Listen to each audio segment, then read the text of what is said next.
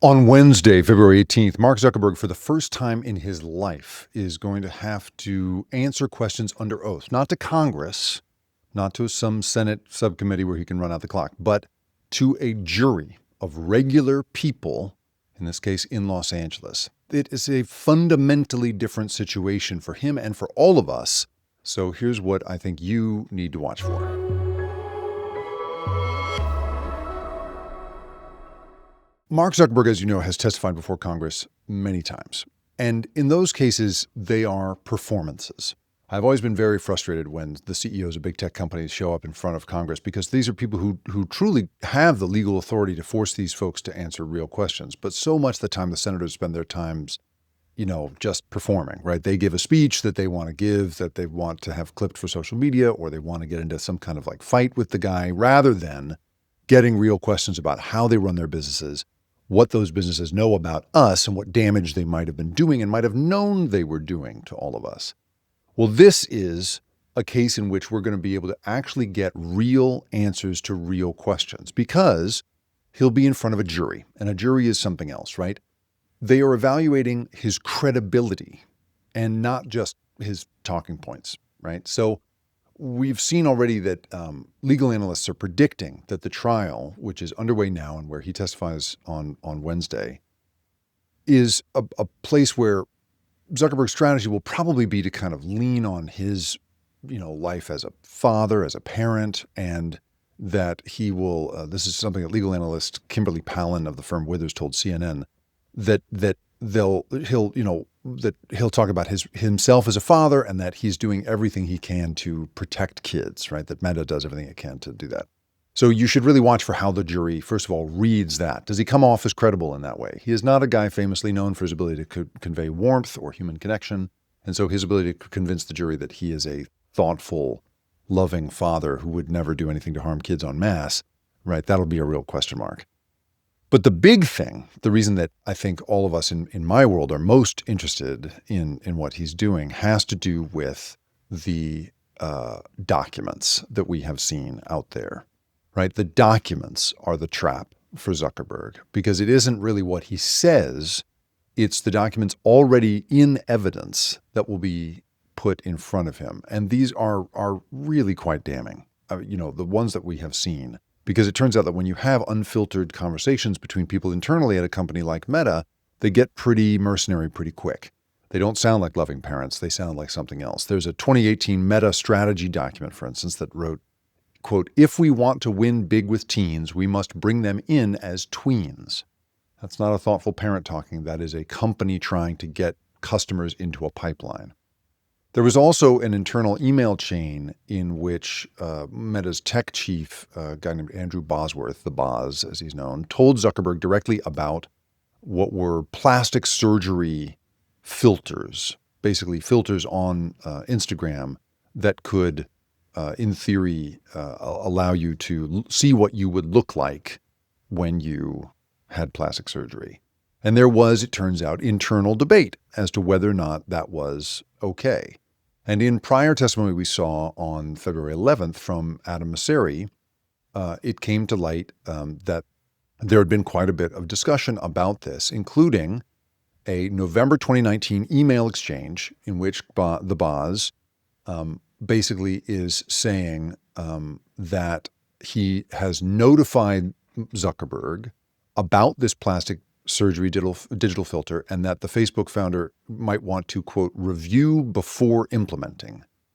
And then he's reporting back to the group, Boz is reporting back to the group that Zuckerberg's reaction was, he said, quote, "He is concerned about whether we have good enough data that this represents real harm."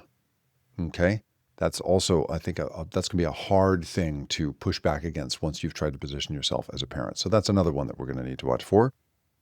And then there is, of course, the incredible, just the endless number of documents in which you have the clear prioritization of kids as a pipeline for the company. So a 2016 email to Meta's VP of Products said, "Mark has decided that the top priority for the company in H1 2017 is teens." And then you also have a sort of, you have a kind of gallows humor going on inside the company, in which people inside the company are referring to themselves as basically pushers in one case.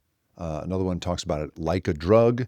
And in that same Adam Mosseri testimony, he was questioned about having said in a podcast that he thinks there can be addiction to social media, that you can get addicted to social media. He then said in this, he said, "I'm sure I said this, but I think it's important to differentiate between clinical addiction and problematic use." And he says, so it's a personal thing, but yeah, I do think it's possible to use Instagram more than you feel good about.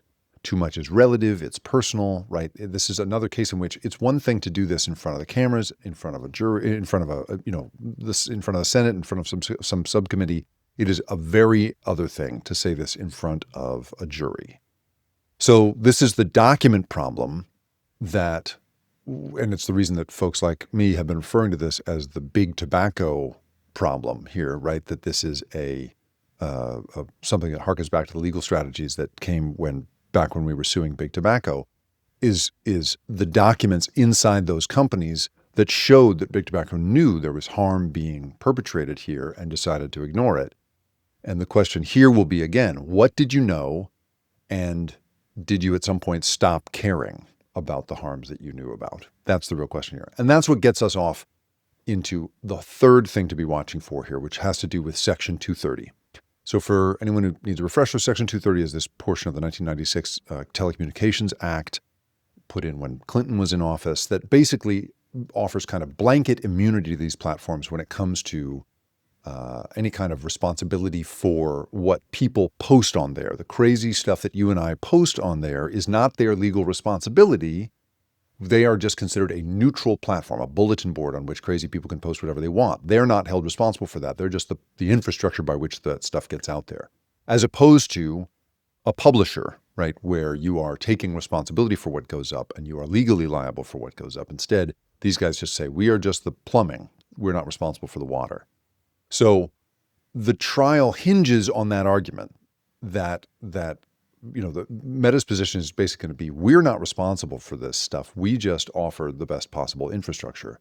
But what the plaintiffs' lawyers here are going to be saying is it's the design of the platform, the design of the plumbing creates a problem. And in this case, things like infinite scroll and autoplay and the like button, right? That these are things that the plaintiffs will argue are not protected by Section 230. Only the content is.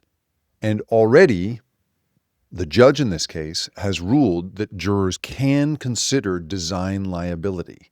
And if that argument succeeds, that is a whole new world. That blows a hole in the legal shield that has protected every major platform for decades. And this is a very, very big deal. So again, this it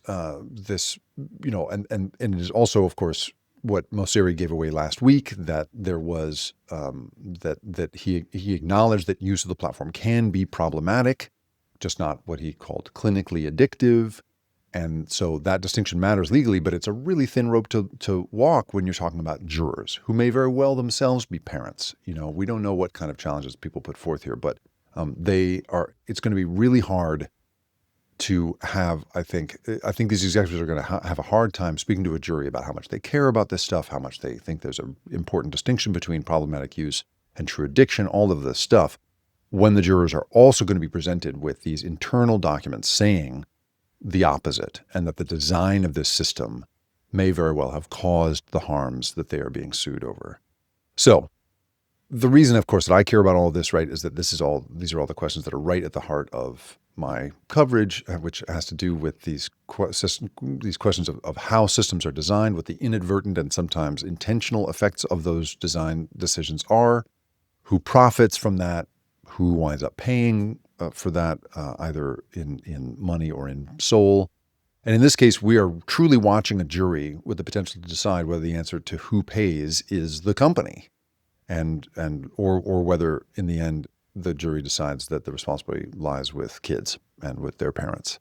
So we will find out which way Zuckerberg's jury is leaning, and I'll have a full breakdown after he testifies on Wednesday.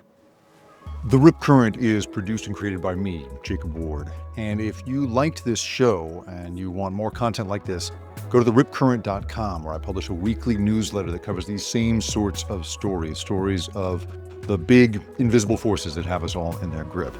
And if you want to really do me a favor, if you could go to where you have listened to this or watched it and like it, share it, or even better, review it. Holy cow, is that helpful?